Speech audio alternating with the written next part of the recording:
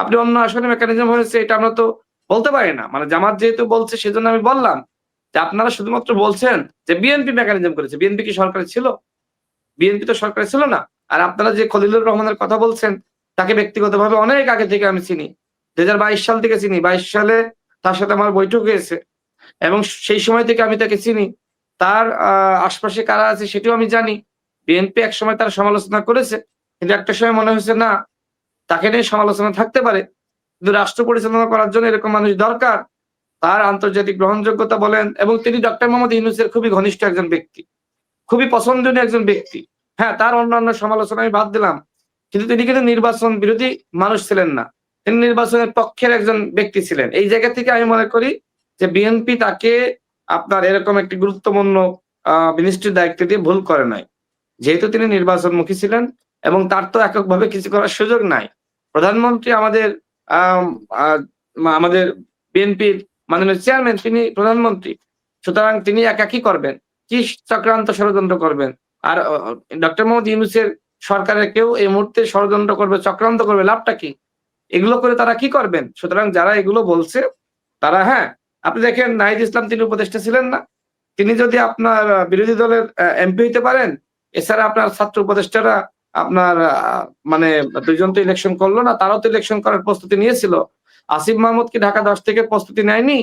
নিয়েছিল। যখন দেখলো যে না ইলেকশন করলে তার আসলে হয়তো মানে তিনি যা প্রত্যাশা করছেন, আমি অন্য ভাষায় বললাম না, সেটা নাও হইতে পারে। পাস করতে নাও পারেন। একজন উপদেষ্টা যদি পাস না করেন, সম্মান তো আপনার থাকে না। তো সেই জায়গা থেকে তিনি ইলেকশনটা করেননি। কিন্তু ইলেকশন তো করার চেষ্টা করেছিলেন। তো সেই জায়গা থেকে খলিলুর রহমান বিএনপি সরকারে গিয়েছে। তো পাপটা কোথায় করল? আপনি করলে সমস্যা নয়, আমি করলে যত অপরাধ। নাহিদ ইসলাম কি জবাবদিহিতা করতে পারবে? যখন শপথ নিয়েছিল তখন কি বলেছিল? বিচার করব, সংস্কার করব, সুষ্ঠু নির্বাচন করব। কোনটাই তারা করেছে? তাদের নিজেদের স্বার্থে তারা নিজেরা আইন তৈরি করে নিজেদের স্বার্থে বক্তব্য দেয়। তাই না? আমরা তো চিনি তাদের। আমাদের সাথেই তো রাজনৈতিকভাবে তাদের পথচলা ছিল। সুতরাং সেই জায়গা থেকে এখন আমার কাছে যে উপলব্ধি, আজকে যারা আমাদের অপোজিশনে রয়েছে, তাদের ভিতরে অবশ্যই সেই আগের আমলের মতন অপোজিশন হইলে আসলে দেশের কোনো পরিবর্তন হবে না। তারা যদি ভালো অপোজিশন হিসেবে কাজ করে জনগণ কিন্তু তাদেরকে পরবর্তীতে সমর্থন দিলেও দিতে পারে।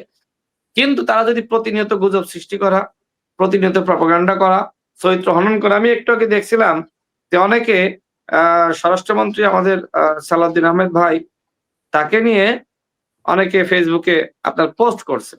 আমি কয়েকজনকে এটি আসলে আমি আমি পাঠালাম।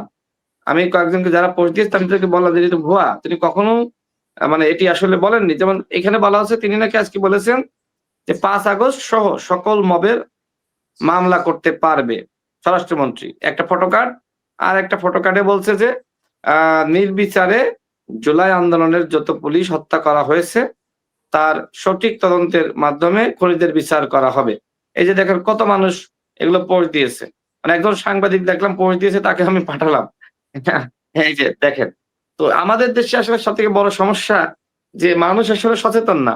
আমি আরেকটা মানে অনলাইনে একটা পেজ থেকে আমার সামনে বারবার আসছিল। সেখানে এআই দিয়ে ভিডিও তৈরি করা হয়েছে।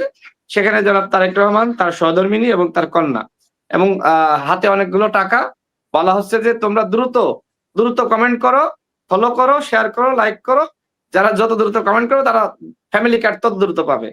দেখেন আমি দেখলাম চেক করে দেখলাম কমেন্ট গুলো আপনাদের সামনে হইতে যেতে পারে যে বাংলাদেশের জনগণই রিয়েল আইডি থেকে সেখানে বিকাশ নাম্বার দিয়ে কমেন্ট করছে।